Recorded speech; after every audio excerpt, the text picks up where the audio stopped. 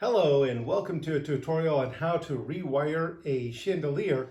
Today what we're looking at doing is just putting a plug end on it. One of the things a lot of people love to do for a certain aesthetic outside is to be able to hang a chandelier somewhere where they don't have electricity. Maybe they have a two-run-in extension cord at a special event like a birthday party or a wedding reception or some type of a dinner. And so that's what we're going to do. A quick overview of the tools, and then we're going to zoom in and let you actually take a look at the process. First, you've got to have a plug end, and those can be purchased online. A couple different types of screwdrivers, really anything will work, but generally, we do recommend the type that have adjustable ends where you can change out. It's a multi-end screwdriver. Wire clippers and wire trimmers, there's a couple different types and varieties that you can use. I'm going to use also a pair of needle nose pliers in order to put a hook on the end of the wire, and I'll show you how I do that. And then just another pair of trimmers. Certain times you need multiple things, but most of these also will have a trimming component in a wire trimmer as well as a wire stripper. So multiple use tools. All right, so with this particular plug that we purchased, there are a few different varieties. This one has components actually in it. I'm just going to show you how they come apart. So all you have to do is kind of push in with a small enough screwdriver, and this plastic divider comes out. This is your spacer and also creates the pressure because the prongs are held in by that tension. So these just pull out, and the screws are on the outside. And so I'm going to set them out in the order that they kind of came out in so that I can keep track of them. And that way you always want to have some type of a system that you as the worker can follow in order to be able to put everything back together again. In this situation, these wires, right to left, which one carries which current is because it's a two-wire system, isn't necessarily marked, but it's okay. It can go either side.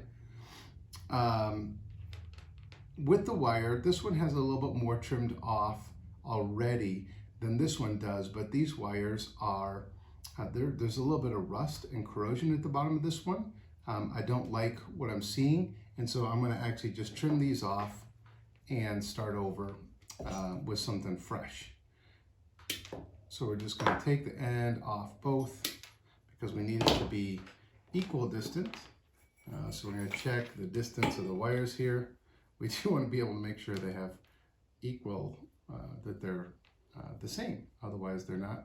Pretty good guess there. So that's going to work. And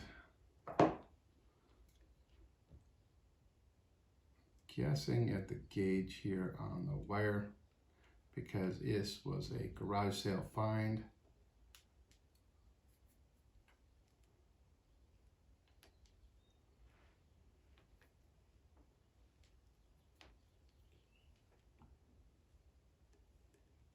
There we go.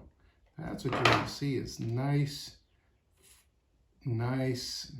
clean copper. You could see the other parts that were cut off almost looked silver because they were tarnished from being exposed for so long. So you always want to twist your wire. That helps shape it and form it as you move forward.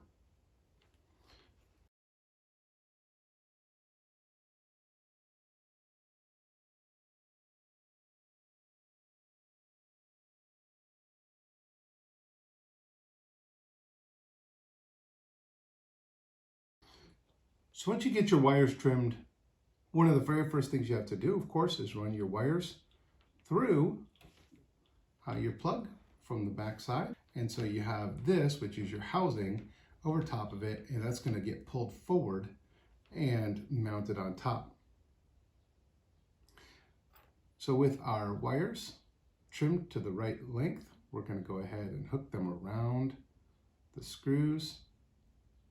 Get them nice and well wrapped around, and then tightened right down.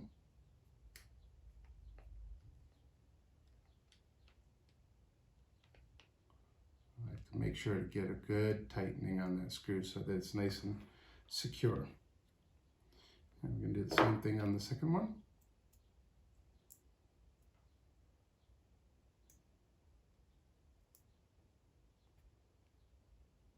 Need to back the screw out a little bit more, just to have a little bit more room.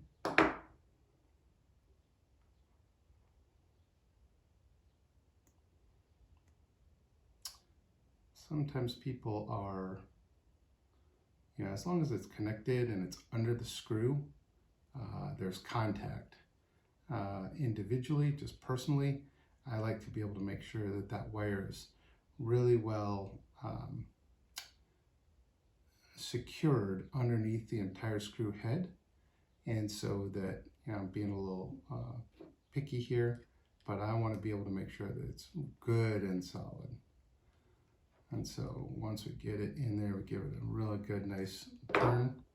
And then we're able to take our wires and pull them back up through. And we're going to insert the one side and then insert the other side.